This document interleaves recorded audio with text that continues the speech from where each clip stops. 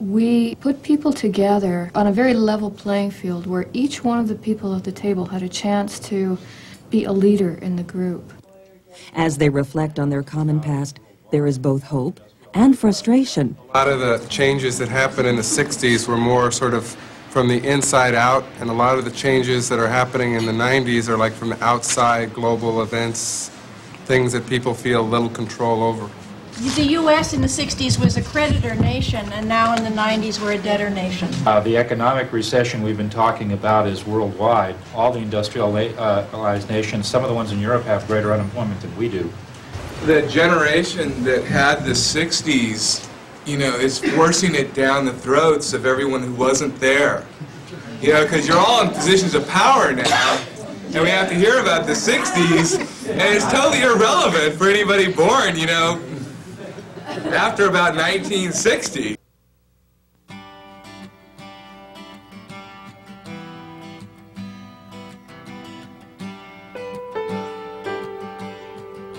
The participants now turn to the present situation. The entire group identifies current trends in society that are impacting on Santa Cruz County. As people call out trends, the facilitators write them up, taking guidance from each contributor on the wording and location. That's how we know all this depressing stuff is going on. Bye-bye to the wasps. Excessive school dropout rates. In agriculture, from migrant workers to year-round workers, and which increases the housing need. Decreased public funding to solve societal problems. The increase in home-based businesses to compensate for the decrease in jobs. The result is a large amoeba-like diagram called a mind map. It represents present trends as experienced by this group. Everybody participates, and everybody can see what their collective present looks like. The more diverse the group, the more comprehensive the map. People begin to see connections between their varied concerns. So you begin to see all the kinds of global and national forces that have bring to bear on everybody's community. And what one person would raise as an issue, someone would add to, and another person would add to, another person would add to. There were a couple of things that I contributed to it that I thought everybody in the county knew about. And to listen to people talk or respond to my input was, oh, really? When the group has exhausted all of the possible trends, they approach the map. Using colored stickers to represent their stakeholder group, they're asked to identify individually the trends that they think are most important for the future. They can quickly see the extent to which others share their concerns. The session ends for the day, setting the stage for discussing and accepting responsibility for action. In the morning, the group picks up its discussion of the mind map and the key trends. Reactions to the map cover a broad spectrum. They make us look at things in a society that we really do not want to look at, and that's why it keeps hitting us in the face. How amazingly hard it is for people to get along with one another.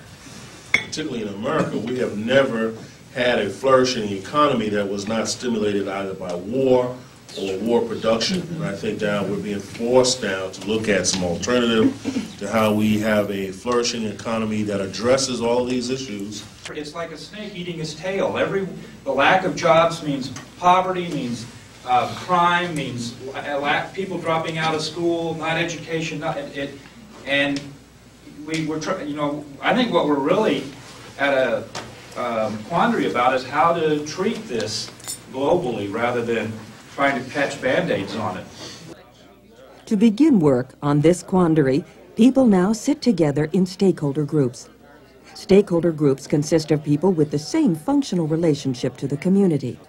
For example, people from funding agencies sit at one table, while people from the business community sit at another.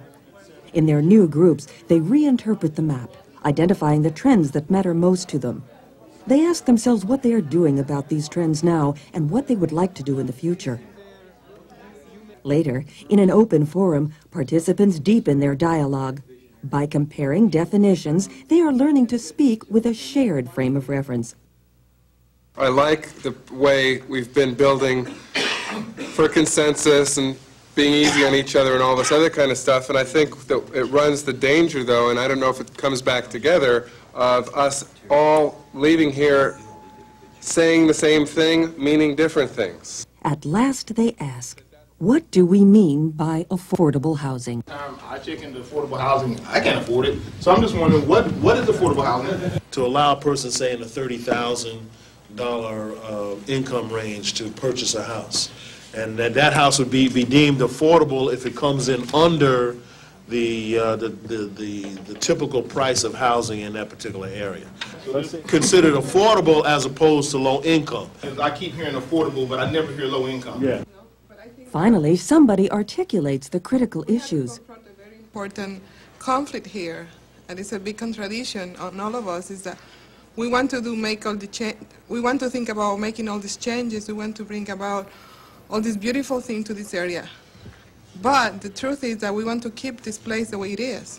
How are we going to get away from the idealism and the beauty of the ideology and think a little bit more on a practical matter?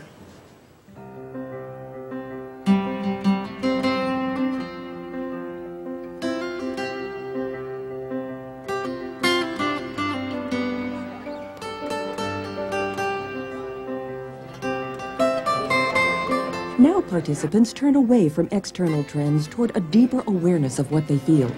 Each stakeholder group records what they are proud of and what they are sorry for in their own efforts to improve Santa Cruz County.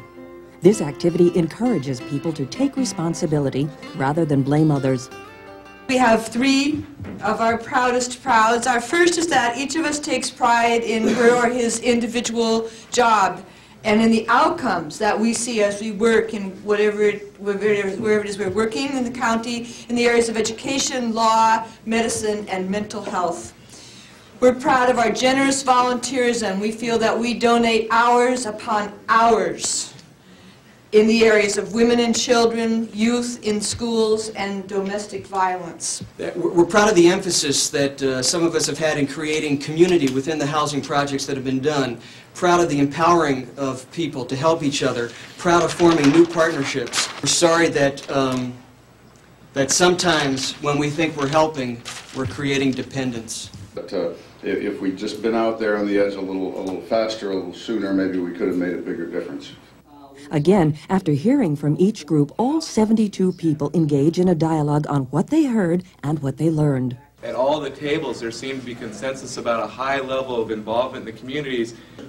In the national scene, what's happening the biggest this year is healthcare.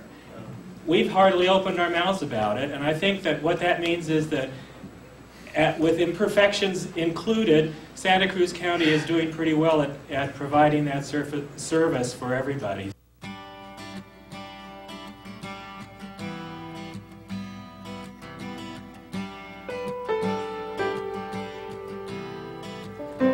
Now it's time to turn toward the future. Several groups, each a cross-section of the community, imagine Santa Cruz County in the year 2004.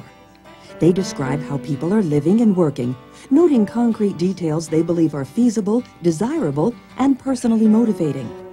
Then, placing themselves in the future, they dramatize what life is like, using whatever forms they wish. The dramas span a wide spectrum, from a future city supervisors meeting. Finally, very important, we've caused a housing complex to be built. To a parody of the PBS Mr. Rogers series. Hey, we're going for a little ride in somebody else's neighborhood. We're going to go to Santa Cruz County. One group created an ode to Santa Cruz. The county gave into my heart today, white and black and brown and yellow. While another issued a declaration of interdependence. We hold these truths to be self-evident, that all species are necessary parts of the whole mosaic of life. Going along with this playfulness and creativity is an undercurrent of serious hopes and aspirations for the future. Santa Cruz County's been able to create job incubation centers. As you travel down our transportation corridors, you'll see cottage industries springing up. Anybody who wants to work and make a livable wage. There are jobs in Santa Cruz County. Agriculture is still our #1 industry. Farm workers have organized themselves and have build this cooperative